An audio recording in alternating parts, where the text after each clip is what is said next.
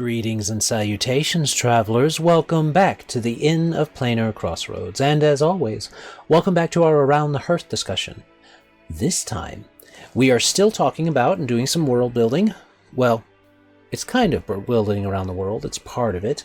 We're building up world stuff in our one big world discussion, and it is player stuff. Player items, player accessories, player customizations, focusing on the player with this particular discussion and how you would do that in this particular setting. So, with that under discussion, we want to first tell you who's here. I'm Adam L. Spain with the Inn of Planar Crossroads. You can check us out at innofplanarcrossroads.com or theiopc.com. Either one of those works. We've got Dan from Avenue Studios. Hello. You can find them at avenuestudios.media, I believe, and that lets you find their support stuff as well as their YouTube link, because they're on YouTube at Avenue Studios. You can find Scrat from a Squirrel Plays on YouTube, only on YouTube. We call them YouTube exclusive, is what we call them.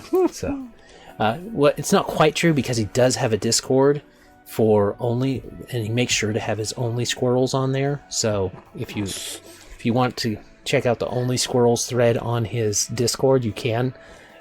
But there you go. And then we've got Zach, who is also from Avenue Studios. He shares his mini painting stuff. He's in their games and stuff. So if you've ever watched Bomb Squad, he's Tiri.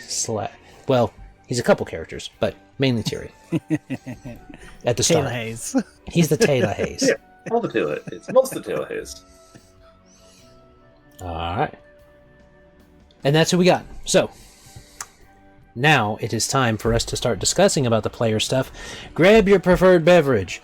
Join us around the hearth as we discuss player items and accessories and customizations. Skål. Accessorize. Skål. Roll the intro, Adam.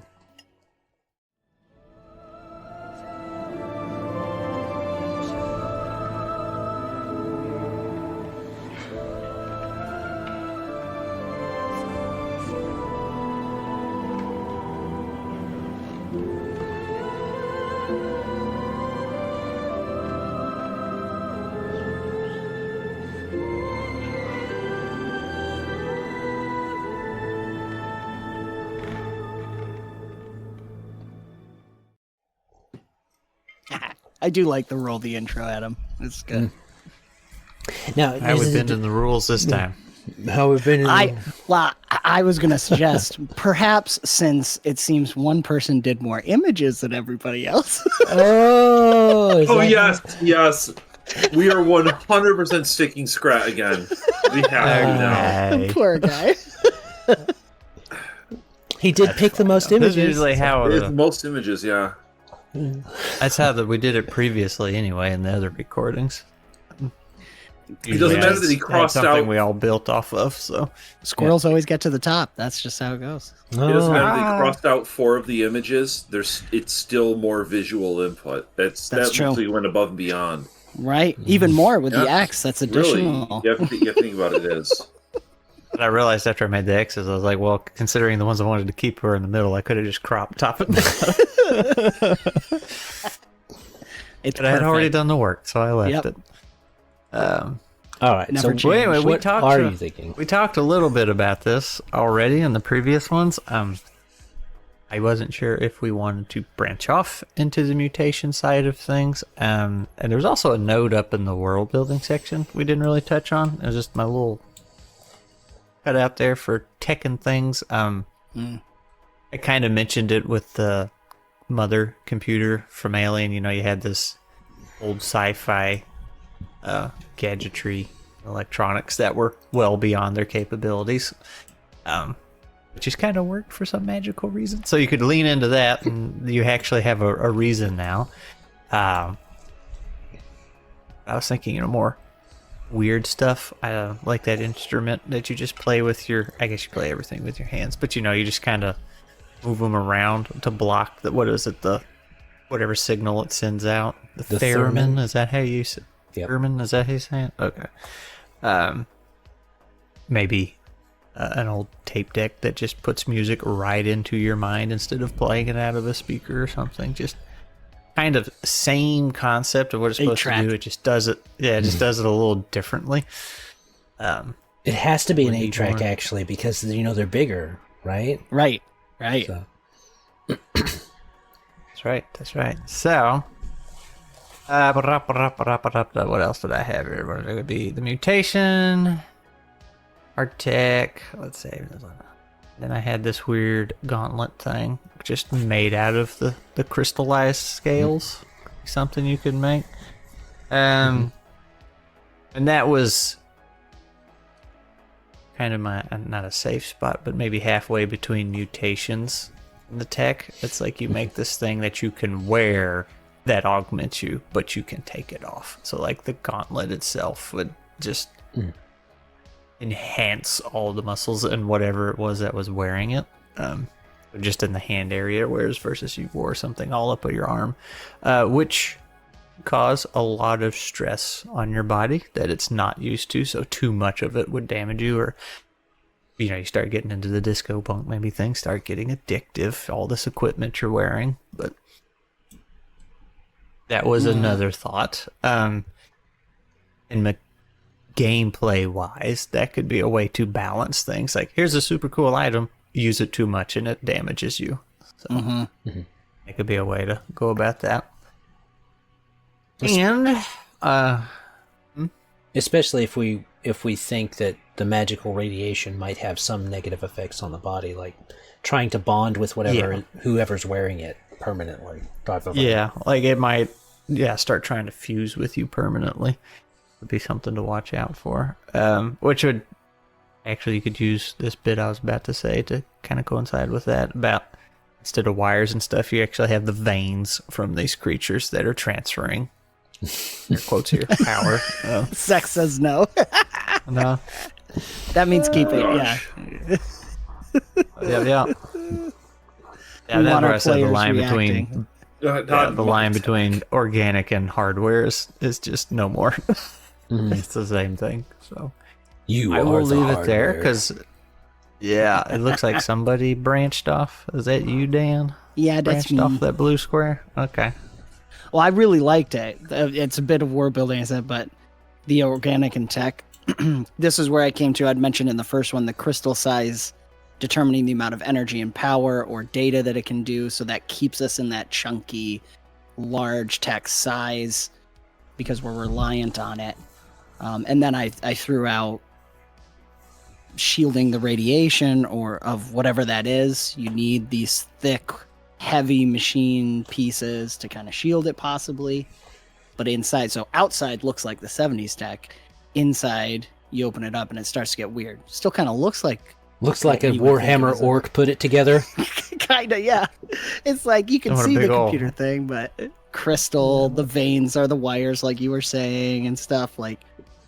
And there's got to be a mix. There's got to be some transition to where it takes the organic and is able, like, how are we getting this to display in pixels what it's putting out? So when a big old megalodon washes up on the beach, somebody's like, there's our new supercomputer. Yes, exactly. That would actually be really good. But it whoever has to gets be a hold of. Yeah, it has to actually like be that size. Right. Like an ancient, a deep sea octopus, or so, play with the ancient deep sea creatures. They're hoping it has a crystalline nervous system. Yep, and that was something I didn't really touch on, but thought about it in the world building spot is when something washes up. It's like, okay, is it a race? Just whichever corpo gets there first, or the government involved in this, or that you could have a lot of fun with that. But yep. I think we're beyond that part of the talk. Well, right, I know. It kind of goes to what I put in the next one. The politicking and stuff, that would be... I think it would depend on your table, what you're interested in, and also slightly timeline-wise, because if we're farther down the timeline, there might be contracts, and you've got certain sections of beach, and people are trading, and trying to get permission from each other. But if it's early on, took on a whole new meaning. Yeah. Right? Is it like Wild West, where they would like let you go on races and stake your piece of the property, piece of land? Well, one of the solutions for that is that if you don't want to deal with that as a GM, for the players and you not to have to deal with it, is to make it that no one actually knows when these things are going to pop up or where. That they just do. They don't seem to be trackable. That could be an option that you do. Because otherwise... And then it goes to the fishermen, really, right? Because they're just... So they, like the oil barons of the past, and the, I guess, whatever kind of industry you rush to, in your mind, those industries are what the fishmongers was what they would be. They'd be the fishmongers. That's pretty good. I like that. And they might have their own kind of influence, but they're too loose and disparate to be one particular group, because there's too many freelancers, there's too many fishing ships to be able to pick it up. Because again, if it's completely random, they would probably try to just comb different areas. They're like gold miners almost. Yeah, sifting it out. You know, looking for veins or... And then the vein dries up. Like that particular school is gone. And it could be in any school of fish, possibly. So you've got this thing going on where, sure, these... if you have it where there are some live ones that are just their scales are started, like it hasn't fully killed the fish yet, and you can get it off, and then the fish is ruined. Well, unless you're part of the CC, the coastal clerics, then they might eat that thing. But or that could be like a delicacy too, like crystal fish. It's crystal fish sets off. That could be like an entire, like if your group is playing out where they're that's part of how they have like their home, their, what is it, stronghold type of thing, is they have people that go out and fish for them, and that's part of building up their own stronghold and influence in the area. And that's a delicacy, because the fish itself, because it's been so closely exposed to the crystal, sets off different neurotransmitters in your head when you eat it. And it would totally be like eating those poisonous fish. Like, yeah, if you get it wrong, it gets very wrong. Yes. If you get it, if it's prepared wrong, it's like a terrible, horrible acid trip. If you get it right, it's bliss. That would be interesting. That's a fun little addition. So that could be a reward for your players too, especially if you're doing a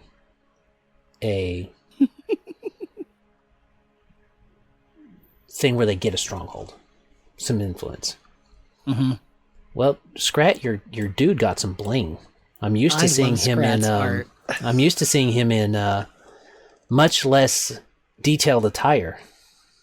Yeah. I've been working on my art skills lately.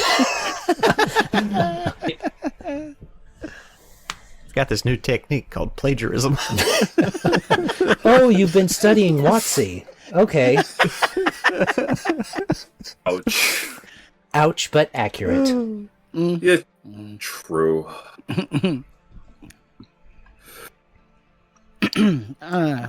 Well, so anyways, I threw out also, kind of right in this line that we're talking about, is the fishing and scavenging for parts to upgrade and craft. Mm-hmm. It'd be really fun, especially if your table's into that. And then there is that, I had thrown it out earlier, what synthetic and or homegrown, like people trying to maybe make their own crystals. Can we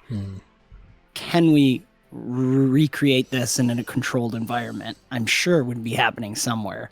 So those are different things that would be really fun for volatile items like Scrat was talking about. Might do something cool, but don't work. Or are the depowered versions I think we had mentioned earlier, the synthetic stuff. Yeah. It's kind of like the consumables, maybe. Does the same thing as a permanent item, but it only lasts one use or something like that. Like one they break, the synthetic crystals break. when you put the synthetic crystals through the same type of strain, they will just break. Yeah. Mm-hmm. And that actually allows for other places to have some of this similar tech without actually being on the coast of this fictional Florida. Mm-hmm. Yeah, that's true too. Can you imagine if Florida man gets a hold of this type of stuff? Okay. Wrestling alligator. Now wait a minute. I guess to be fair, the Neon Generation sounds kind of like Florida man, so it's like okay. It's perfect. It's homogenous. It'll work out. They're ready for each other. The last thing I'd thrown out was potential using all this for player ancestry, which will kind of lead into the systems too, because I was thinking of particular systems. But whether you do mutations or not, that leads to everybody could be just humans, but you've got people who are drift glass fused or augmented. That's a certain type of person. They're potentially, especially with the drugs and everything and leaning into the CIA aspect and stuff, technopath type people that have, because we're using this magical energy source, maybe are in some way able to psionically or mentally connect, which could be another type of person. There's regular people who just use the hard tech, like we've been talking about, the big bulky stuff.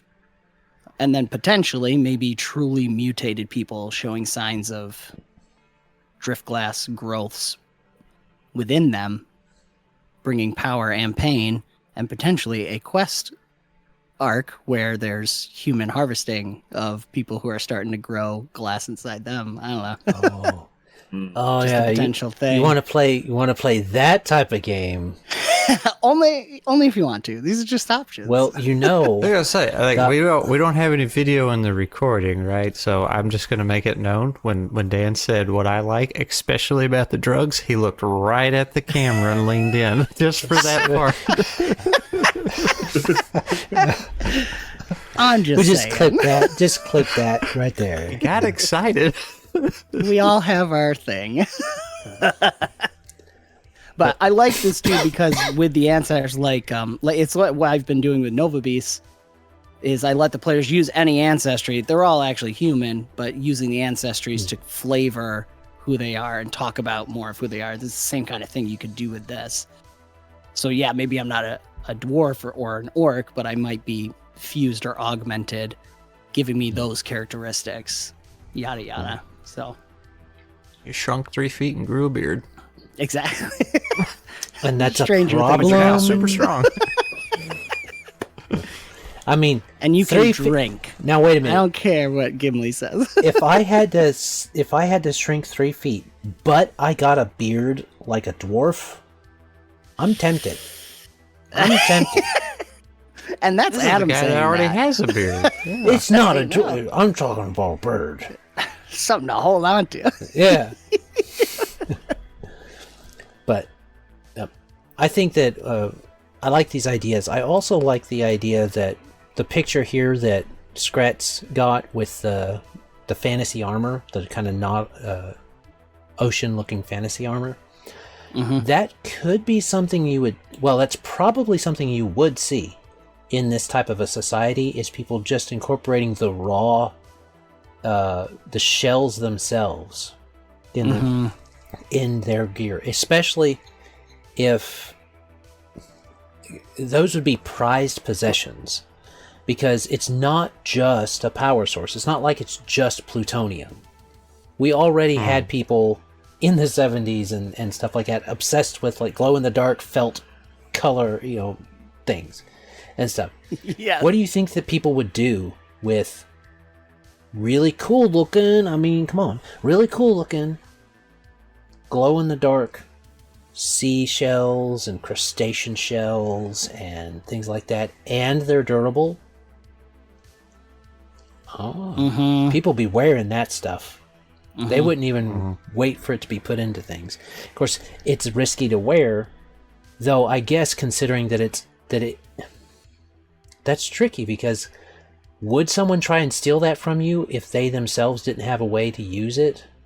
Maybe not, because even though it's valuable, they don't know if you can use something with it. The same reason you don't just Well, even rob. then, Yeah, it's the same reason you don't just rob any old wizard you see on the street, because they've got a wand.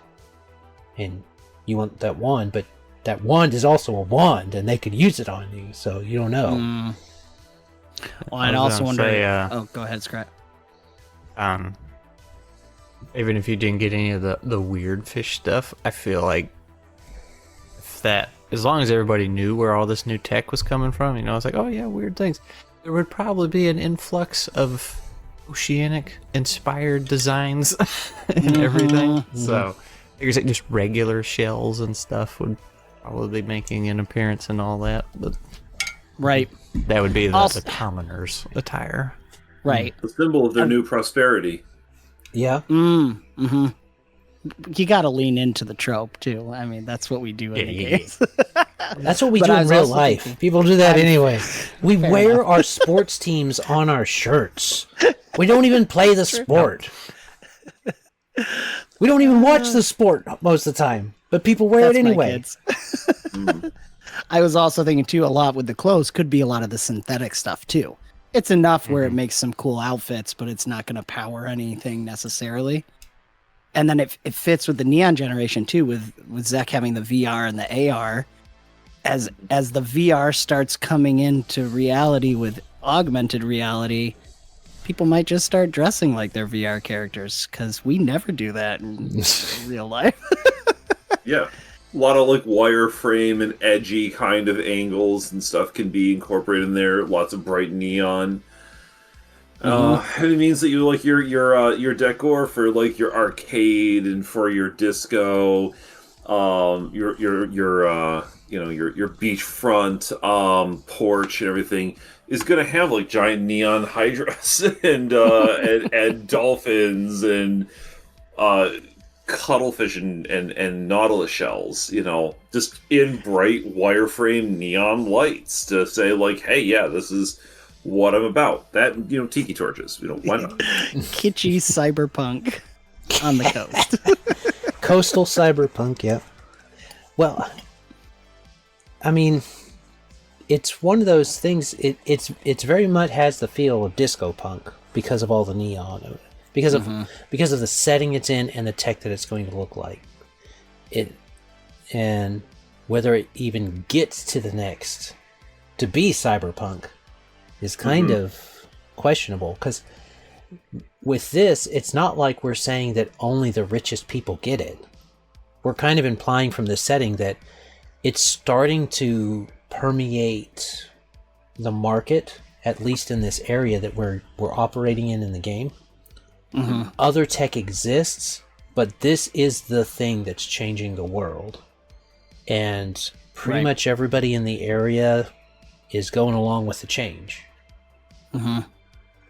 So right, for your music and arts, like you can have a regular boombox and a regular microphone, but you get some of, you know, some Neon Generation level stuff, and you know your voice is going to be auto-tuned to ethereal, maybe deep resonant frequencies that just hit on a different note. I think, and you know, and you're going to have your That's not a quest line at all. No, absolutely not. Some disco pop singer. People are acting weird after listening to their music. You know, and the augments that are chunky and all, but like the idea is that they can be more accessible. So, you know, also like mobility, like, you know, you could punk out your car with, you know, with lights and sounds, with a little bit of extra juice that you can use to handle turns. Yes, absolutely. You absolutely get those like bouncing cars. But also like rollerblades and skateboards that, you know, have extra kick that lets you do cooler tricks that just vibe with you on some level.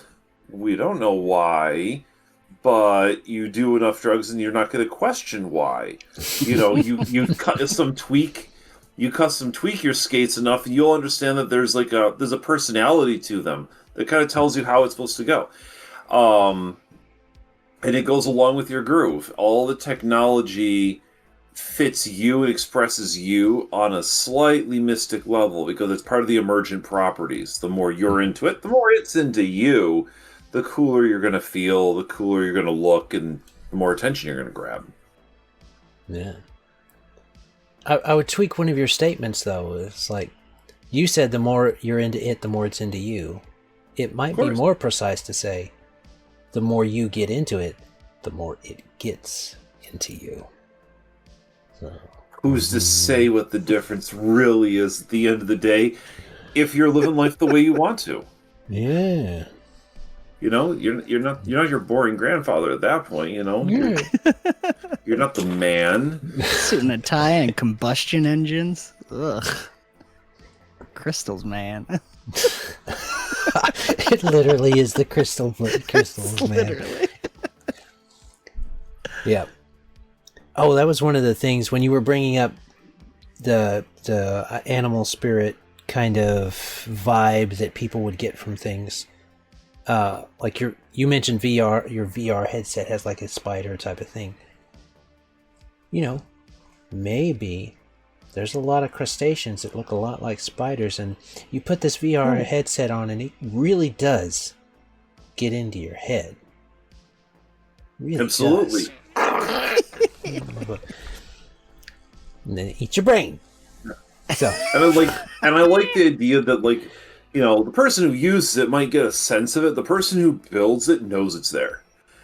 So like that's the advantage to being like a little bit more on the tech build it yourself. Like you're more the hardware person, is you know what you're making because you designed it from the ground up. Like, oh yeah, spider is the right thing for that, but for the, you know, maybe for the skates, it's salmon because of how they glide upstream and they give you, you know, they give you a little extra kick, a little burst of speed, lets you go against the current. You can go up the waterfall on those roller skates. But why? Why are you asking questions? You know? Yeah. You gotta. You're not your old man, like you said. You know, screw you, Dad.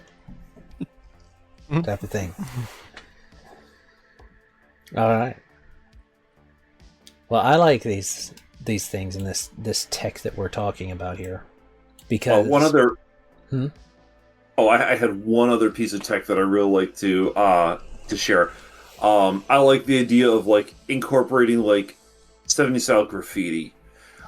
It's neon graffiti. It's done in AR with gloves that have some of those crystals like on the fingertips that you can like draw out in the air, and like air graffiti, AR. So only people with other like visors and things, other people who are hip and are cool, want to see the world in more color, are going to see them. But these are also like fun secret tags. You know.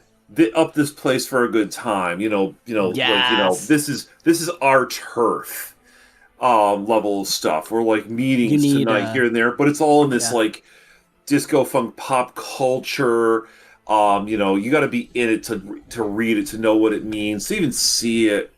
But if you're hip, you know, you have to get the right like software or little patch to be able to see the secret signs. Right, otherwise it's not even there. And then you got to have friends to know what it actually means. Yep. Well, you know, you're just talking to them and you're like, "Hey man, you running a spider or are you running the low grade stuff? You got the mantis synthetic strip, or the mantis strip? No, you can't see it with the mantis strip, man. You need the upgrade. You need the spider. You run the spider, you come back, we talk." And it's on a floppy disk. Oh man, an Atari. And cassettes. Yes, because it's got to be like with the crystal, I don't know, crystal dust or something. You got to come up with a fun reason why it needs to be. It's got to be drift glass dust. Drift glass dusted to catch all the vibes. Of course, then people and that's the lyrics to one of the popular songs. We're drift glass dusted to catch all the vibes. Something like that. I don't know. All right. Let's see. What are we at? Okay. we're pretty close to the 30-minute mark. You guys got some final remarks about this tech and player stuff before we actually dive into like a mechanical discussion next time? No, I actually had a little trouble splitting these two sections because I was like, well, if I wasn't sure if the items that we came up with were supposed to have mechanical leaning things, like I had mentioned about balancing it out, something that takes over you, or if these were just supposed to be not generic ideas, but like general ideas, things, flavor you could put into the world, and then we get into mechanics. Well, I do think you'll have if you play it out as a long-term campaign type of thing, you will have factions of people in probably either side of the camps that want to stay strictly human and only use things that augment them. And then you have the people who are actually literally becoming tech. So, I think you can have both and still have conflict, but you'll have conflict between them regardless. Even if it is accepted, some of them will be looked at as not quite human anymore if they've got too much tech. That was something that, what was it, Deus Ex Revolution or something like that covered. The idea of whether individuals with too much tech are technically still human or not. So, too much drift glass and you just might not be you anymore. Which I think is interesting because with things like the Neon Generation, it is about being more you. And therefore, they're going to be prone to ignoring the elements that they're losing. Where the obsession, the progression towards what they could be, a fuller sense of self, actually leads to a diminishment of real human experience. They're trying to, so much of it is synthetic, so much is manufactured. Where does that line get erased? Mm-hmm. Yeah. You want to deal with some deeper subjects like that in your games, you can. Or you can have some cool, funky disco tech stuff happening in Neon Miami.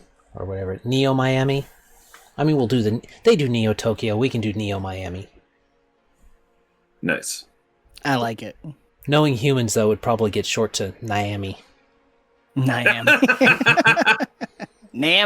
That's what it would be, Nami. It's not Memmy, it's Nemi. Alright. I think we've goofed off enough on this particular one. So, we hope you have enjoyed, listeners, viewers, travelers all. Next time, like I said, we will be discussing system and mechanics and different things like that, and I'll probably reveal my kind of twist that you can throw in as a GM at the end if you want to have it be appropriately Cthulhu. So, we hope you have had a good time with this one. Remember to check out Avenue Studios on YouTube and the Squirrel Plays, as well as, of course, more from the Inn of Planar Crossroads. As always, have a great day, God bless, and enjoy. Bye. Bye. Yeah.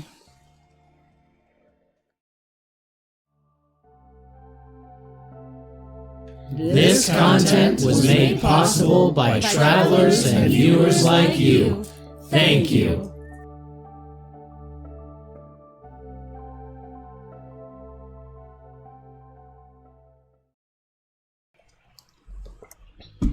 Okay. We are doing a lot better on time. I'll tell you that. Mm-hmm. Yeah, I still feel sharp, energetic. I think the time frame has been really good so far.